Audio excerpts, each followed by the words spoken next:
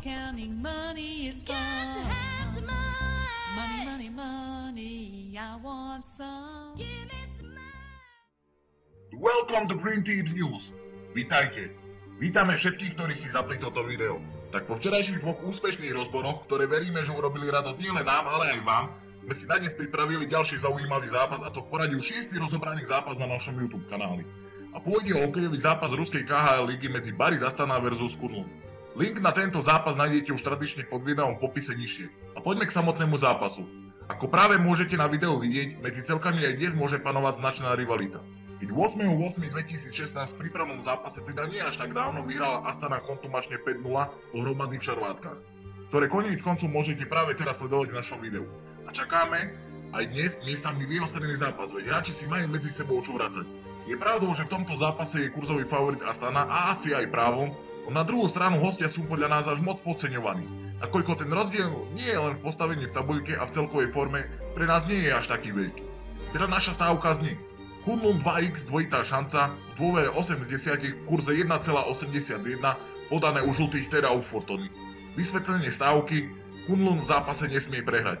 Kunlun doslova zlepené mužstvo z Číny, ktoré vzniklo z dňa na deň toto leto. No je nutné poznamenať, že sú milým prekvapením tohtoročnej KHL, keď sú aktuálne na 6. mieste na východe, keď z 31 zápasov 16 vyhrali a 15 prehrali. A zjavne si mužstvo a kolektív sadol, keď dokonca v mužstve nájdeme aj pár no-name hráčov z Číny. A ľade supera im aktuálne na východe patrí 7. miesto, keď z 16 zápasov vonku 6 vyhrali a 10 prehrali. No ich forma aktuálne nie je zlá, keď z posledných 7 zápasov vyhrali 5 a tesne podľahli len silnému Omsku a Jokeritu. Kunlun doposiaľ ako jediný celok nemá ešte remízu v lige, pričom ostatné celky majú už 4 a viac remíz, teda je slušná pravdepodobnosť, že remíza by mohla nastať aj v dnešnom zápase. Samozrejme, tu nie je meritko typu, ale zvyšuje pravdepodobnosť. Včera príklad takto u Krefeldu a podobne. Hlavný rozdiel dnes vidíme v brankároch a v ich forme. Keď brankárska dvojka Astany Kolesník z 6 zápasov má úspešnosť 85% a priemer viac ako 4 góly na zápas. A ich jednotka Carlson má priemer 2,52 gólov na zápas a úspešnosť zákrokov 92,3%. Je to za hosti po zranení Karvunena sa do slušnej formy dostal Markov, ktorý má po 25 zápasoch priemer 2,39 gólov na zápas, chytával minulú sezónu napríklad v AHL a jeden zápas v NHL. Je naozaj aktuálne oporou svojho mužstva, veď posledné 2 zápasy s celkom 51 strielov dostal len 1 gól. Astana už nie je ten valec ako minulého roku, aktuálne sú na 8. mieste na východe, keď z 30 zápasov 12 vyhrali, 2 vyhrali po predĺžení, 2 prehrali po predĺžení a 14 prehrali. Je to aktuálne neformových brankárov, ale aj tým, že z elitného útoku Daves, Bochenský, Boyd vypadol práve Boyd, ktorý ale by sa mal vrátiť začiatkom decembra.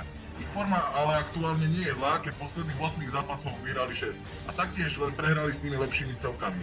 Už malá perlička, ešte ani Astana doma v 14 zápasoch neremizovala. Je ten správny čas?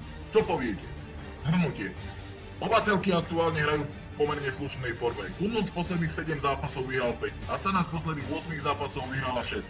Kunlun doposiaľ ako jediný celok KHL po 31 zápasoch je stále bez remízy. Astana doma ešte v 14 zápasoch taktiež neremizovala. Dnes je vysoko pravdepodobná remíza. Rozhodli sme sa povedzme pre istejšiu stávku, nakoľko naozaj brankári Astany častokrát nemávajú svoj deň. A Kunlun si myslíme, že je až masívne podceňovaný vzhľadom na postavenie tabuľky a aktuálnu formu.